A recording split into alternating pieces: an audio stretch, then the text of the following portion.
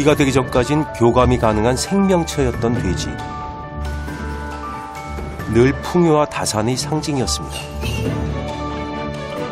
하지만 생산성과 무게만으로 돼지를 바라보는 사이 개성 강한 재래돼지들이 모두 다 사라질 뻔했습니다. 알고 보면 호기심 많고 영리한 동물 돼지. 이제 그 오해를 풀어야 하지 않을까요? 자세히 보아야 알 수 있고 알아야 사랑할 수 있는 돼지. 당신과 고기 사이에 놓인 특별한 이야기가 지금 시작됩니다. 한반도의 남동부, 대한민국에서 두 번째로 큰 도시 부산으로 갑니다.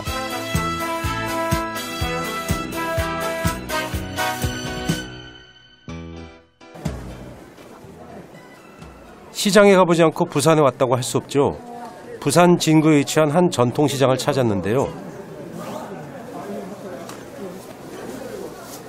이곳에 없으면 부산을 다 뒤져도 없다는 말이 있을 정도로 식재료가 아주 다양합니다.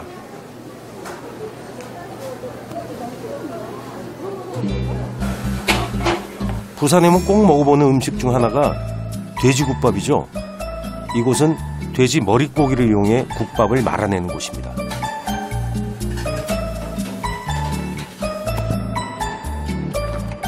요즘은 보기 힘든 풍경이네요. 돼지 머릿고기를 만드는 겁니다. 예전엔 돌을 올려서 눌렀다고 하네요.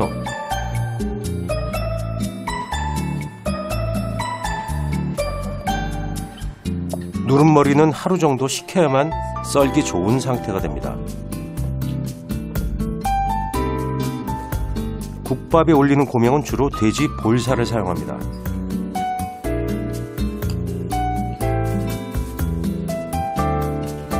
이제 돼지 머리를 우려낸 육수를 여러 번 부었다 따라내 따끈한 국밥을 말아볼까요?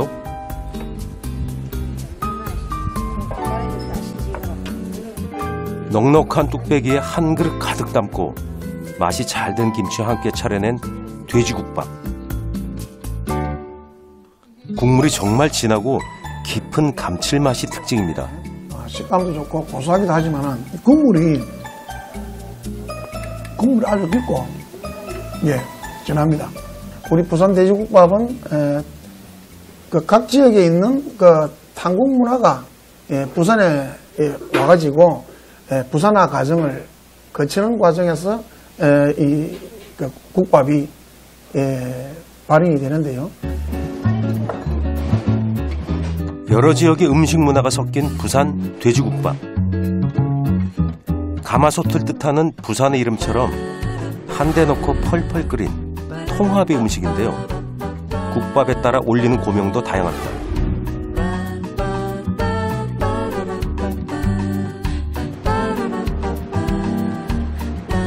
부산 돼지국밥에 주로 쓰이는 육수 공장을 찾아가 봤습니다.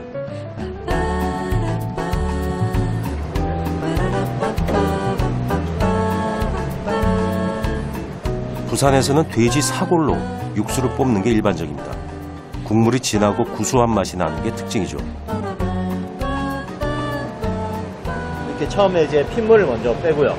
뺀 다음에 세척 후 이렇게 보시면 이제 옆에 그 가마솥에 30시간 정도 저희가 이제 계속 우려내서 이런 돼지 사골을 비롯해 돼지머리나 살코기 등이 모두 육수의 재료가 됩니다. 부산에 정착한 이북 피난민들이 만들어 팔기 시작한 것이 상업화된 부산 돼지국밥의 원형입니다. 자, 피난 내려오면서 피난민들이 요코사 바코사 수입해가지고 국가에서 정책적으로 막 장려했다고. 그러니까 돼지고기가 많아졌잖아. 그러니까 돼지 잡는 것도 많아지고. 그 근처에서 뭐가 많이 나오냐면 내장 같은 거 이런 게 많이 나왔다고. 그걸 이제 이북 사람들이 싸게 사가지고 먹기 시작한 거야. 정부의 적극적인 종농 정책에 힘입어 전국적으로 축산업이 활기를 띠고 있는데 이것 파주 지금은 산업화가 되어 배합사료를 먹이는 것이 일반화되었지만 1960년대만 해도 집에서 잔반을 먹여서 돼지를 키우는 게 일상적이었습니다. 연간 400두나 생산하고 있으며 2,600마리의 개량 이후 정부의 강력한 종돈 정책으로 개량종을 농가에 나눠주기 시작했는데 당연히 농가 소득도 올리고 홍콩이나 동남아 등 해외로 수출해서 외화를 획득하는 것이 목적이었죠. 한편 우리나라 돼지는 요즘 홍콩을 중심으로 한 동남아 시장에 수출되고 있는데 바로 그 과정에서 생산성이 떨어지는 재래돼지는 당연히 도태될 수밖에 없었습니다. 계획으로 약 440만 달러의 외화를 획득하게 될 것이라고 합니다.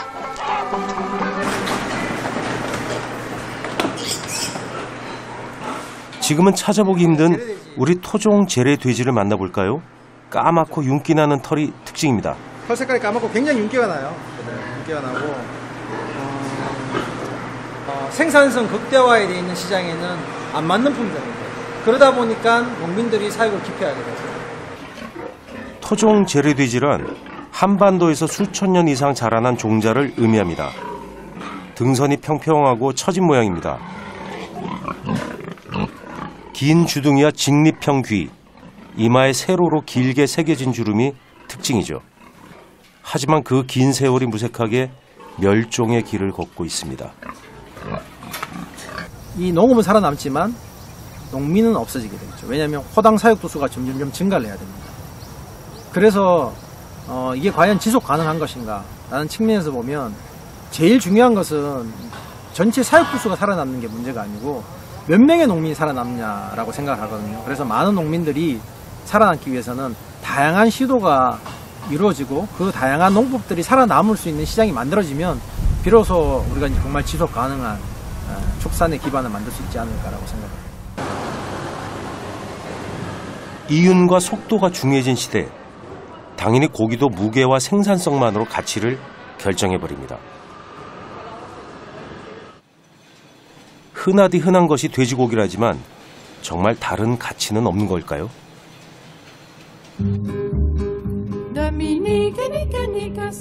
우리는 프랑스 북서쪽 노르망디에 왔습니다.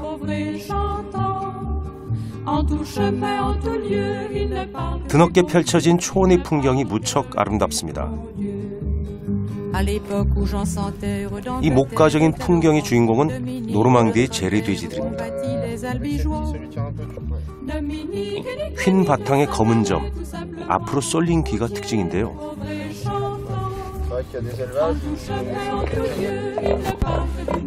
전쟁의 피바람과 사람들의 무관심 속에서도 꿋꿋이 살아남은 노르망디의 바유돼지입니다.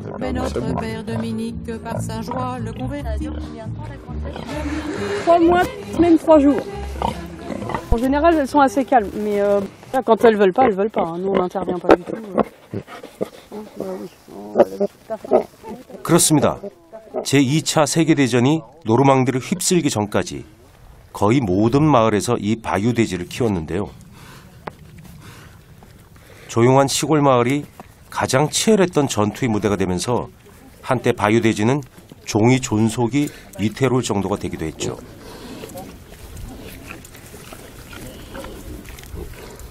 Elle a mis bas dans la cabane, ouais. Parce que les nuits sont fraîches maintenant, donc elle a mis bas à l'intérieur. 마을을 덮친 포화의 불길 속에서도 살아남은 강한 생명력. 노르망디 사람들은 이 종을 보존하기 위한 노력을 아끼지 않았는데요. 도시에 살다가 귀농한 이 부부도 그런 경우입니다. 바유돼지의 숨겨진 가치를 알아봤기 때문이죠.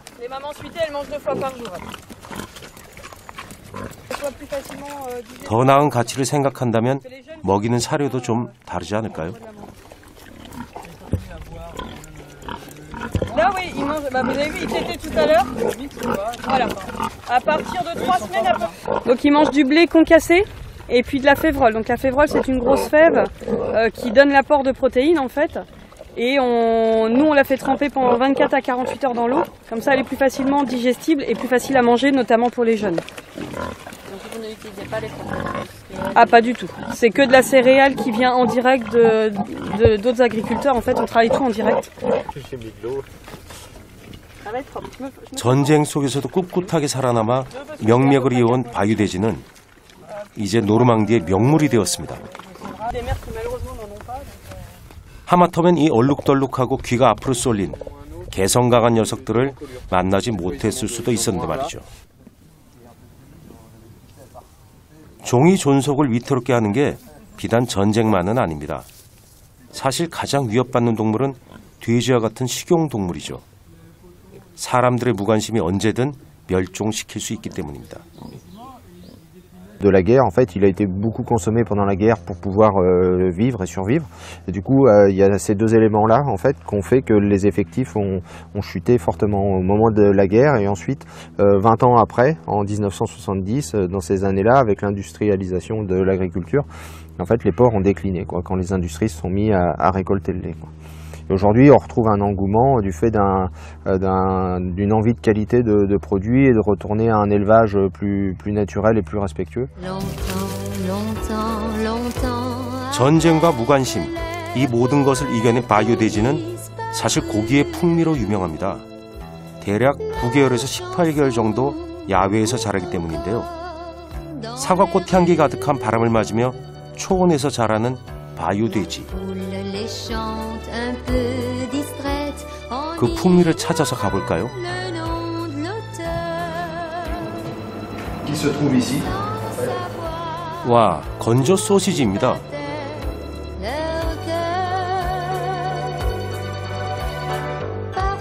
겉이 뽀얗게 변했는데요. Et ça c'est la saucisse sèche, parce que le boyau est plus fin, et ça c'est le saucisson. Donc le saucisson, lui, il met 2 mois à sécher, et la saucisse sèche, elle, ne met qu'1 mois parce que le boyau est plus petit. 소시지 표면에 핀 건 플레르라는 일종의 발효균입니다.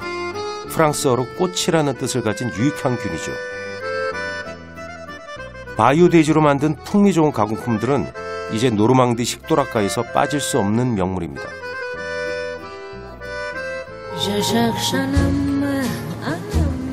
싱싱한 식재료의 천국, 재래시장으로 가보겠습니다. 실제로 프랑스의 식문화에서 빼놓을 수 없는 곳이 바로 재래시장이죠.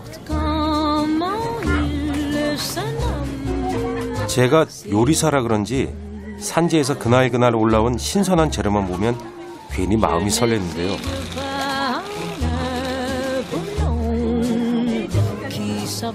소시지와 테린도 보입니다. 치즈와 더불어서 노르망디 시장에서 가장 인기 있는 품목 중 하나죠.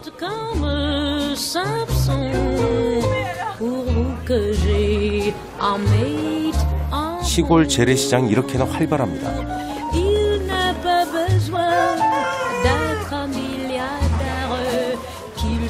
제철에 나온 채소와 달콤한 과일도 풍성합니다.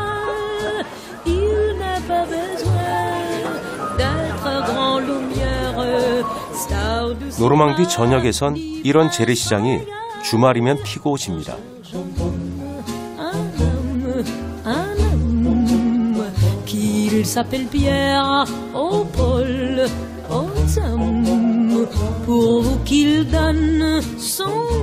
누군가 있더니 농장주 무리엘 씨네요. 그녀는 바이오 돼지를 키우며 농장을 가꾸고 고기를 이렇게 직접 내다 팝니다. 지역 소비자들은 신선한 제품을 바로 구입할 수 있죠. Voilà. Merci, bonne journée, au revoir. 굳이 서두르지 않아도 단골은 꾸준히 늘어갑니다. Ah ben moi je suis producteur, je vends sur le marché moi.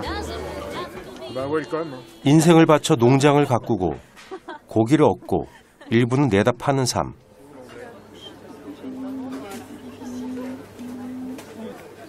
한때 도시 생활했던 그녀는 바이오 돼지와 함께하는 지금의 삶에 만족할까요? Bonne journée, bon week-end. Au revoir. Une viande qui a du goût, quelque chose qui sort de l'ordinaire, quelque chose qui fait envie. Et puis effectivement montrer qu'on peut, on peut consommer, on peut produire en restant tout simple finalement, tout petit et ça marche très bien, ça fonctionne très bien et notre plaisir à nous c'est d'avoir le retour des gens en disant je me suis fait plaisir en mangeant votre viande.